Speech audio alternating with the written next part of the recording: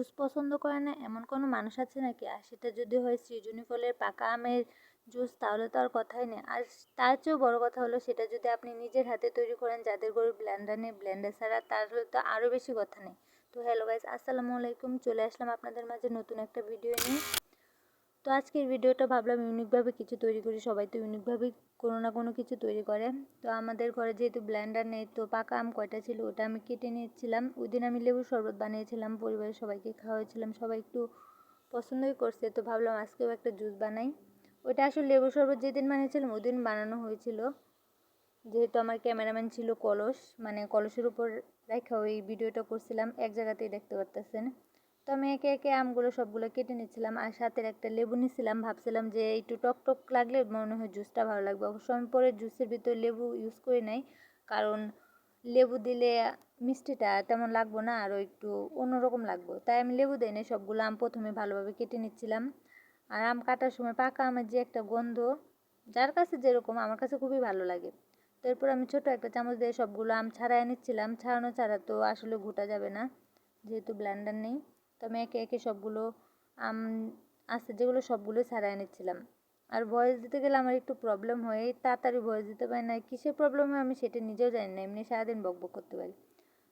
তো কি আর করার, সমস্যা, ফার্স্ট ফার্স্ট তো এরকম সমস্যা হয় সবারই। তো এই কথা বলতে বলতে আমার এদিকে আম ছাড়ানো শেষ। তো আমি প্রথমে চামচ দিয়ে একটু থেতলে নিয়েছিলাম, এরপর আমি ঘুটনা দিয়ে ঘুরতে দিতেছিলাম।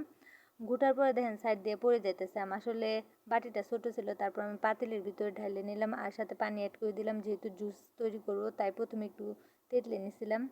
তো পানি দিয়ে আর এর সাথে চিনি অ্যাড করা লাগবে, তার জন্য আমি চিনি অ্যাড করেছিলাম। আর আমরা যেহেতু চিনি বেশি খাই, তার জন্য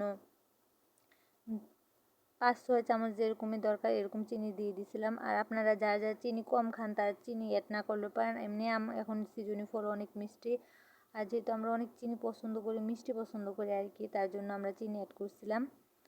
আর সাথে অল্প একটু লবণ দিয়ে দিয়েছিলাম পরিমাণ মতো।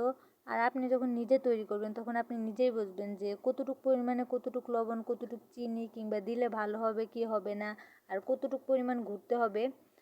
তো নিজে যখন তৈরি করা হয় একটা জিনিস, তখনই বোঝা যায় আসলে কোন জিনিসটা কোন দিক দিয়ে পারফেক্ট হয়েছে। তো আমিও ঘুরতেছিলাম ওভাবে যতক্ষণ না পর্যন্ত ফিনিশ হয়ে যাচ্ছে, আর যতক্ষণ না পর্যন্ত ফ্যান্টা ফ্যান্টা হয়ে যাচ্ছে ততক্ষণ পর্যন্ত এটা আমি ঘুরতেইছিলাম। তো এই তো ঘুটা প্রায় শেষ। এরপর একটা ওই যে দুধের ছাঁকনি আছে না, ছাঁকনি দিয়ে ছেঁকে নেবেন, তাহলেই হয়ে যাবে। আর ঘরে যেহেতু ছোটো বোতল ছিল না, তাই আমি এটা একটা বড় পানির বোতল ছিল, এটার ভিতরে এই জুসটা ঢেলে নিলাম ছেঁকে।